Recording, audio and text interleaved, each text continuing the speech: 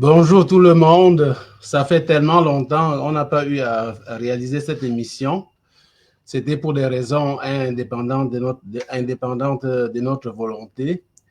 Et vu les différentes échéances qu'il y a devant nous par rapport au combat que nous menons pour instaurer un état de droit dans notre pays, on a considéré que c'était le temps de relancer les choses et de commencer à travailler en symbiose, ensemble, le public et United for Cameroun, pour la sensibilisation, la mobilisation, pour les différentes échéances électorales qui s'en viennent, que ce soit l'élection présidentielle, que ce soit l'élection des députés et des conseillers municipaux, ou bien des élections régionales.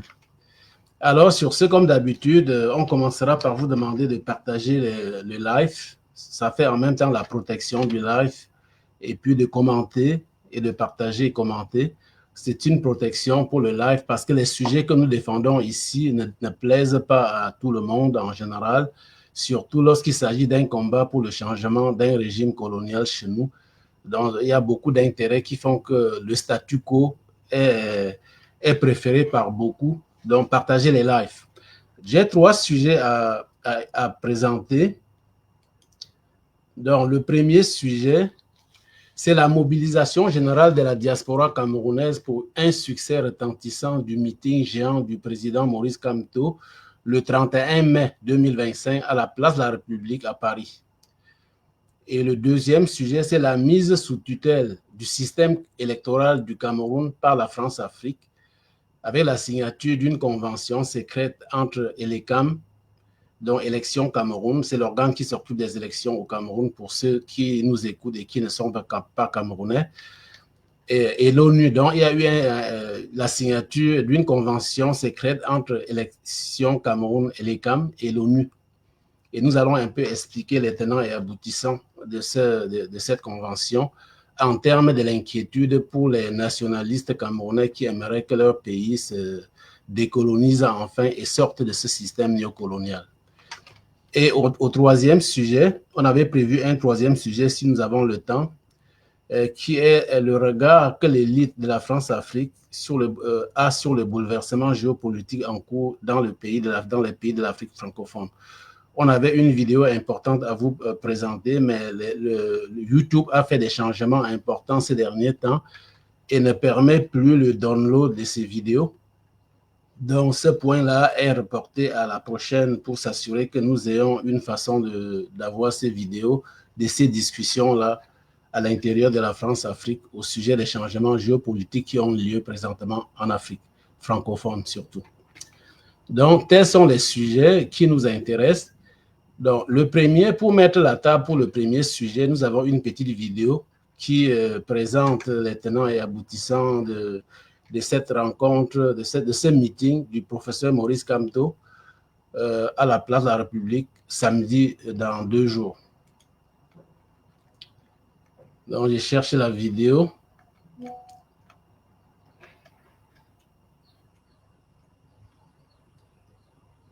Ah, c'est ça ici. Il y a des instants où l'histoire ne se raconte plus, elle se vit. Un mouvement patriotique s'est levé, un peuple est en marche.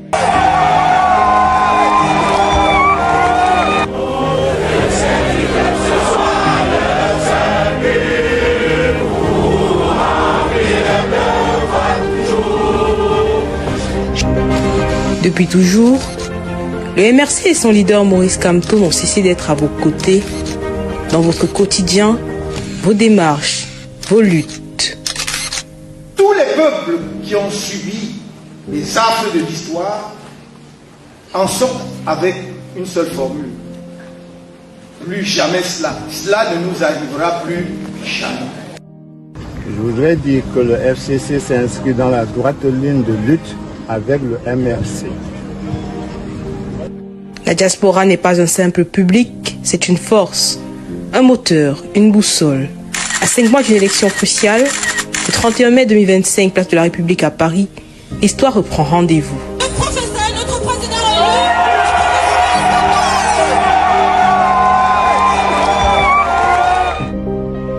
Camerounais et Camerounaises de la diaspora, ce n'est pas un meeting, c'est un appel, une communion, un serment collectif, une étape décisive vers la renaissance. Je serai là à Mauvedi, Nelebewe. Melo. Mabusi, Mazi, Mbube. Tabevale. Hausa, Inazwa, Fulfulde, Midowara. El Assas de Mbote Paris, Ndongonjo Maurice Kamto. Voilà. Donc, United for Cameroun demande à tous les nationalistes camerounais, à tous ceux de la famille combattante qui le peuvent, d'être présents à Paris pour ce meeting, parce que c'est le lieu de lancer vraiment la campagne électorale pour la saison, pour les échéances électorales qui s'en viennent. Et comme on l'a toujours dit sur ce plateau, le combat que nous menons pour la libération de notre pays du système colonial est un combat qui dure depuis des siècles. Il y a eu plusieurs générations, que ce soit l'une des premières générations, Martin-Paul Samba, que ce soit le roi Kouva Lekenie au sud-ouest, que ce soit le Douala Mangabel, que ce soit la génération des années 40 et 50 jusqu'à 71, c'est-à-dire la génération du Pondo Oumniobé, et de ses camarades, que ce soit les Wandje, Monsieur Afana, et je ne peux pas citer ici parce que je risque d'en oublier, toute cette génération de l'UPC des années 50 et 60, ou que ce soit ceux qui se sont battus les années 91 pour avoir au moins le semblant de système multipartiste qu'il y a au Cameroun présentement, que ce soit ces jeunes frères et sœurs qui sont morts en 2008 parce qu'ils s'opposaient à la modification de la Constitution pour permettre au président Biya de rester au pouvoir à l'éternam, que ce soit ceux qui sont en prison présentement et qui se battent depuis 2018, et nous tous de la diaspora. Ce combat-là est tellement important, et la personne qui incarne ce combat présentement au Cameroun, parce que chacun a sa génération, comme les années 90, c'était John Frundi.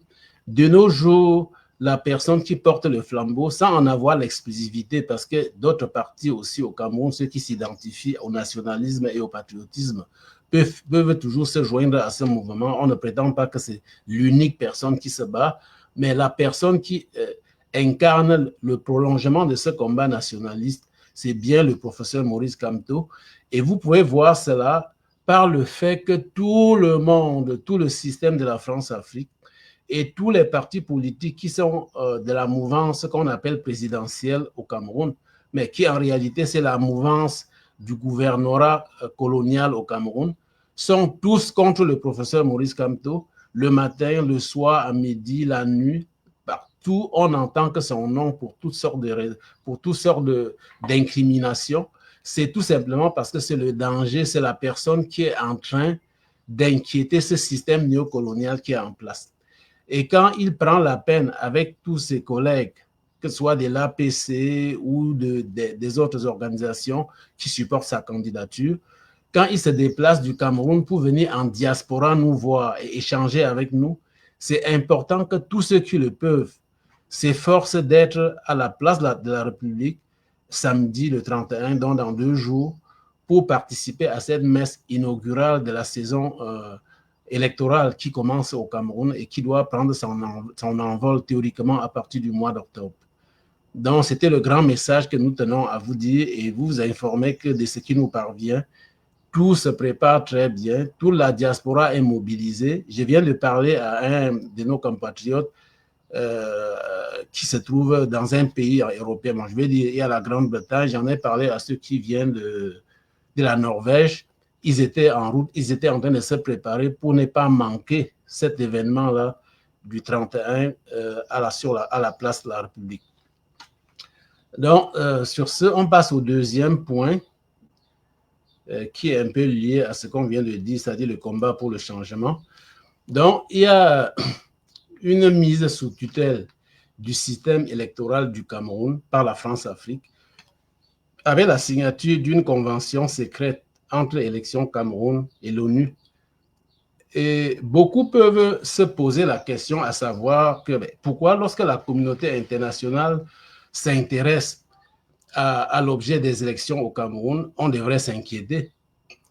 Et parce que si la communauté internationale, théoriquement, tel qu'on le dit tous les jours, jouait réellement le rôle de neutralité et d'arbitrage juste et équitable, personne ne s'inquiéterait. Mais vous pouvez regarder dans la feuille de route de l'ONU et de ses interventions dans les systèmes électoraux en Afrique, ce qui s'est toujours passé par le passé.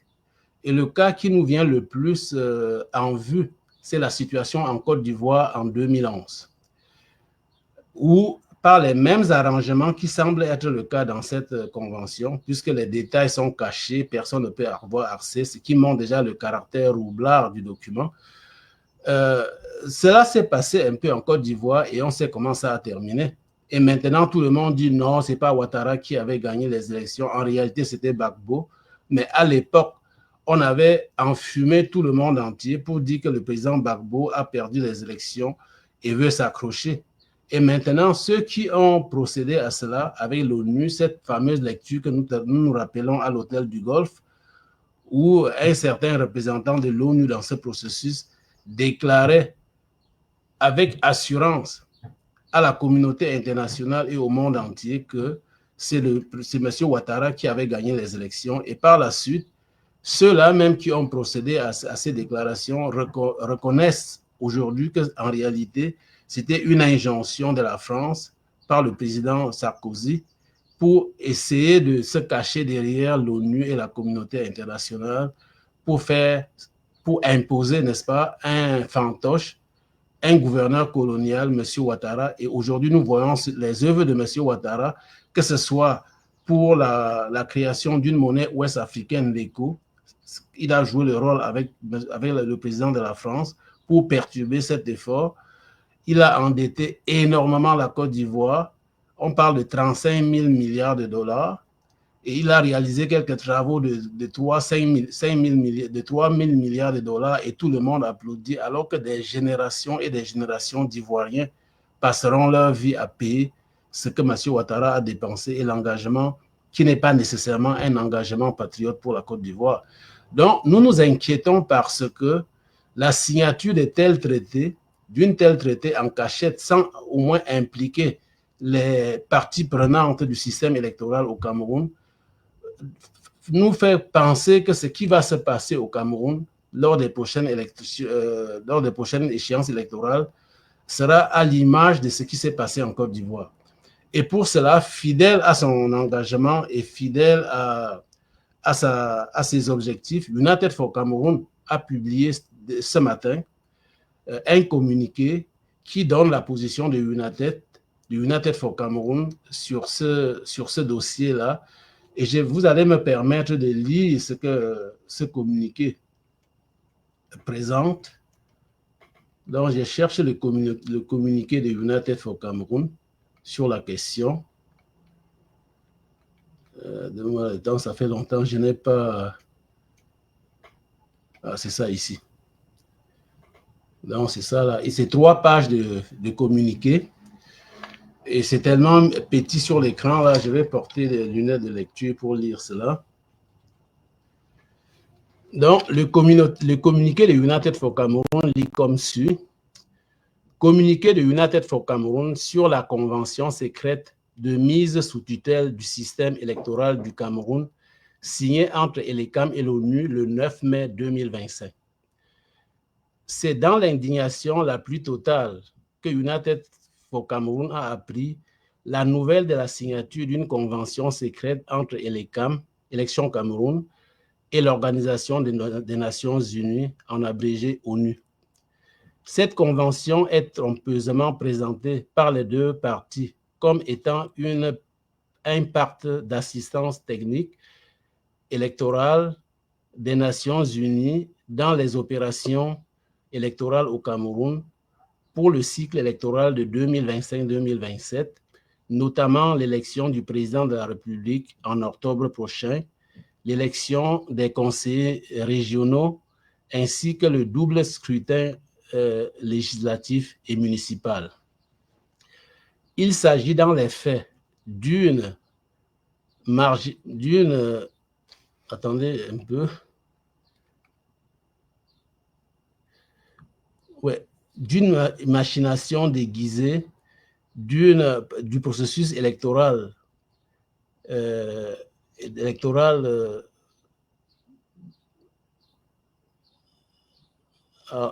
vais chercher le document au fait et le document qui doit se trouver ici. Donc, je vais lire le document qui a été publié directement. Donc, communiqué de United for Cameroon sur la convention secrète de mise sous tutelle du système électoral du Cameroun, signé entre ELECAM et l'ONU le 9 mai 2025. C'est dans l'indignation la plus totale que United for Cameroon a appris la nouvelle de la signature d'une convention secrète entre Élections Cameroun, ELECAM, et l'Organisation des Nations Unies. Cette convention est trompeusement présentée par les deux parties comme étant un pacte d'assistance technique électorale des Nations Unies dans les opérations électorales au Cameroun pour le cycle électoral 2025-2027, notamment l'élection du président de la République en octobre prochain, l'élection des conseillers municipaux ainsi que le double scrutin législatif et municipal. Il s'agit dans les faits d'une légitimation déguisée d'un processus électoral biaisé, injuste, inéquitable, opaque et colonial par la communauté internationale à travers l'ONU. Jusqu'à présent, ce système électoral n'a de façon vérifiable produit que des mascarades électorales successives, caractérisées par les fraudes électorales grossières et massives. La non-remise en question par l'ONU, entre autres, de la dépendance et de l'assujettissement total de l'ELECAM au pouvoir exécutif et de la constitution du personnel de l'ELECAM qui est essentiellement constitué des membres du RDPC, le parti politique au pouvoir, ne présage rien de juste et d'équitable sur le déroulement des échéances électorales en vue et sur la validité des résultats qui subséquemment seront proclamés.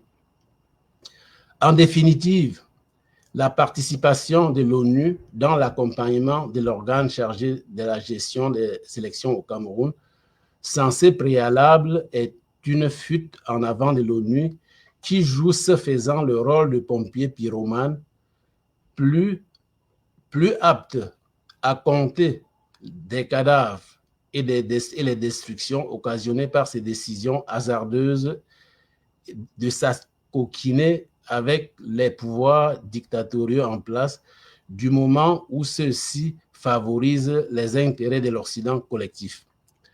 La nature roublarde de cette convention que nous contestons et dénonçons est davantage évidente, ne serait-ce que pour les 4 raisons suivantes.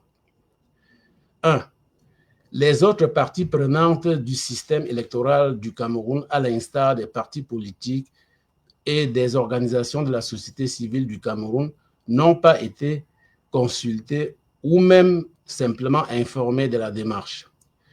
Deuxième raison, le contenu de la convention est soigneusement caché au public sous le regard indifférent de l'ONU.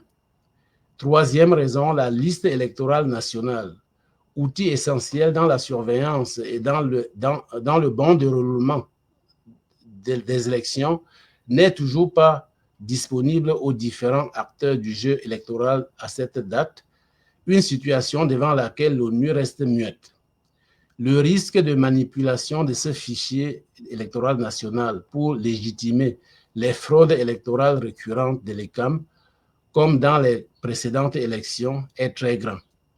Et quatrièmement, le système électoral néocolonial en place depuis 1955 et inéquitable est toujours en place aujourd'hui sous le regard indifférent de l'ONU. Si les faits d'armes du passé des 2 signataires de cette convention sont gages du futur, il est indiscutable et évident que cette intrusion inopportune de l'ONU au Cameroun servira à valider la prochaine fraude électorale et à empêcher toute manifestation du peuple camerounais contre cette mascarade électorale clairement annoncée.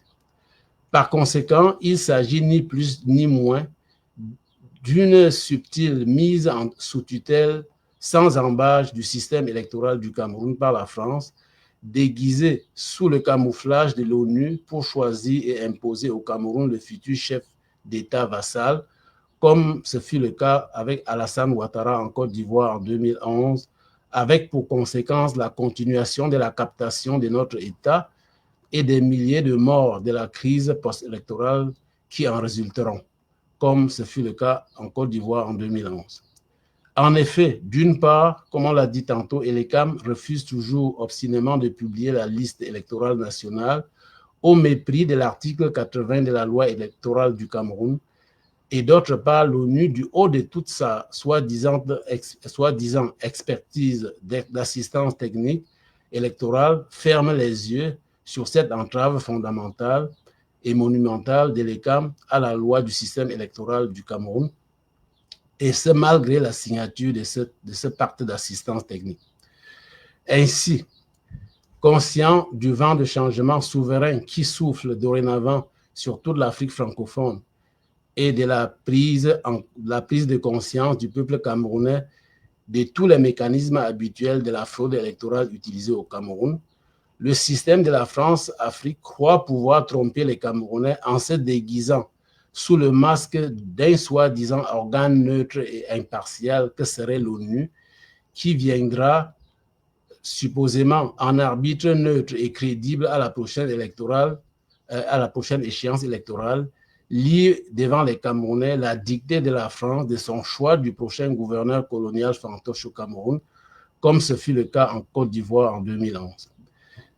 Pour conclure de ce qui précède, nous concluons, c'est United for Cameroon, que 1. Cette convention est une tentative de passage en force du régime colonial france-africain en place au Cameroun et ses supports extérieurs pour préparer et couvrir un hold-up électoral annoncé à la prochaine échéance électorale. 2. Que cette convention dénoncée pose clairement les jalons d'un système répressif qui empêchera brutalement toute manifestation populaire des Camerounais à la suite de la mascarade électorale annoncée. Et 3. United for Cameroon se joint en toute solidarité au peuple camerounais pour dénoncer cette convention, c'est-à-dire cette imposture. Et 4. United for Cameroon se joint au peuple camerounais pour exiger la publication sans délai du contenu et des termes de cet accord contesté. Et 5e, United for Cameroon invite le peuple camerounais à rester mobilisé, debout et fier pour sortir en masse par millions, le cas échéant, manifester pour protéger son droit d'autodétermination à choisir lui-même et lui seul ses dirigeants en toute souveraineté. Que vive le Cameroun et l'Afrique libre et souverain. Pour la coordination du Cameroun, Michael Foguin, coordonnateur responsable de la rédaction et des médias, c'est-à-dire votre serviteur.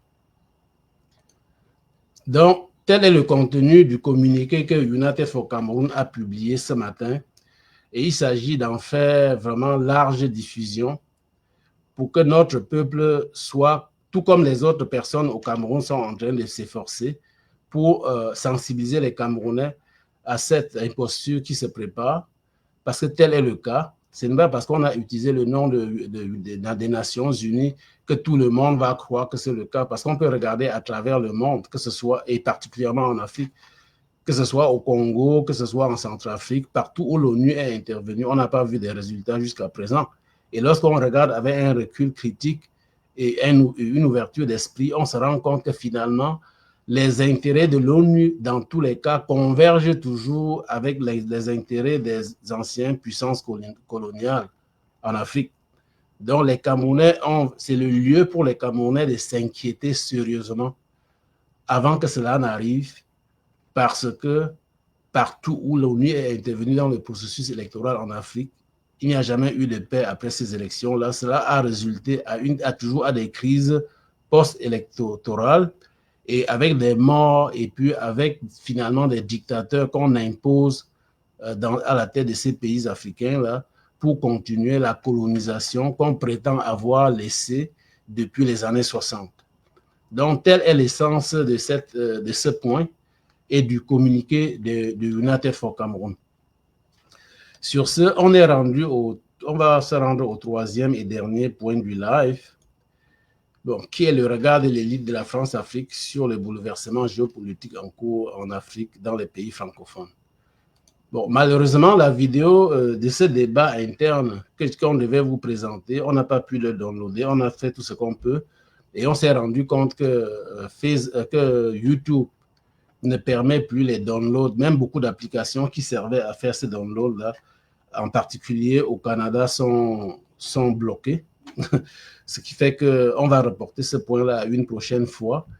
Mais ce qu'il s'agit de dire au moins avant de fermer ce point, c'est qu'il y a un vent de changement qui souffle à travers toute l'Afrique et particulièrement dans l'Afrique francophone. Vous pouvez voir, par exemple, le cas au Sahel, avec les 3 États du Sahel, le Niger, le Burkina Faso et le Mali.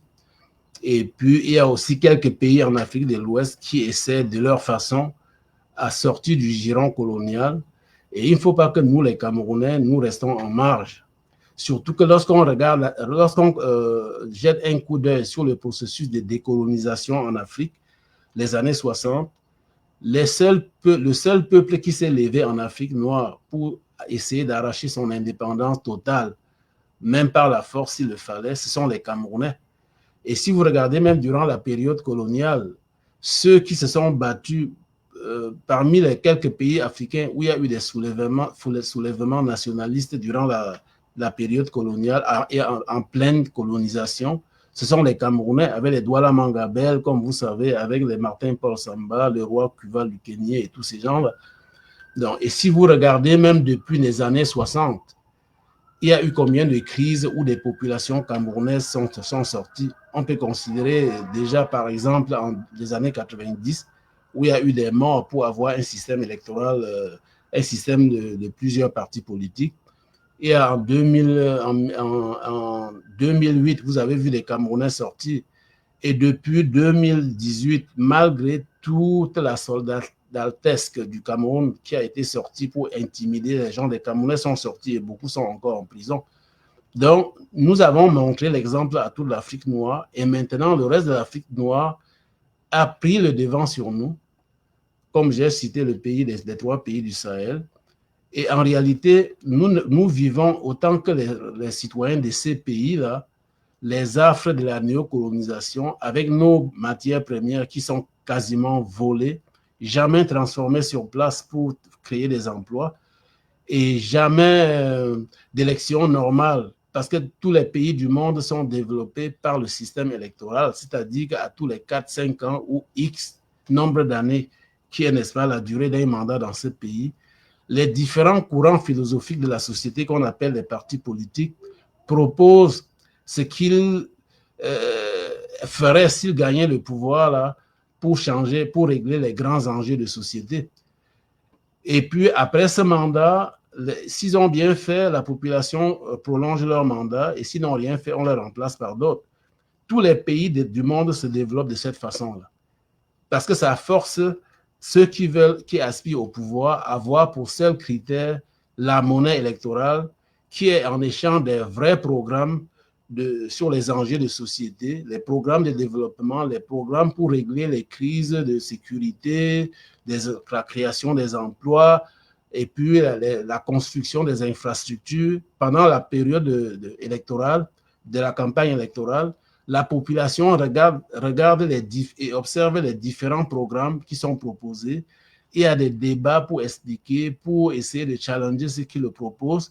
Et à la fin, la population, en arbitre souverain, donne le mandat à un des partis pour appliquer ce qu'il a proposé.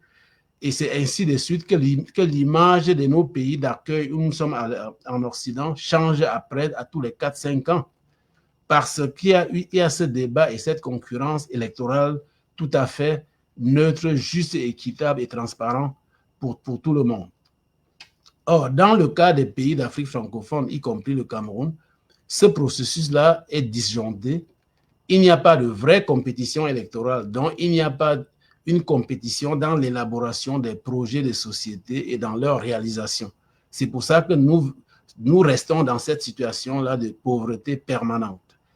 Donc, lorsqu'il y a des débats actuellement dans la France-Afrique, c'est-à-dire outre-mer en France et ailleurs, par rapport à ce réveil soudain de plusieurs pays d'Afrique francophone, et quand je dis plusieurs, là, en réalité, c'est le réveil partout, mais sauf qu'il y a des pays où ce réveil est en symbiose avec ceux qui dirigent le pays.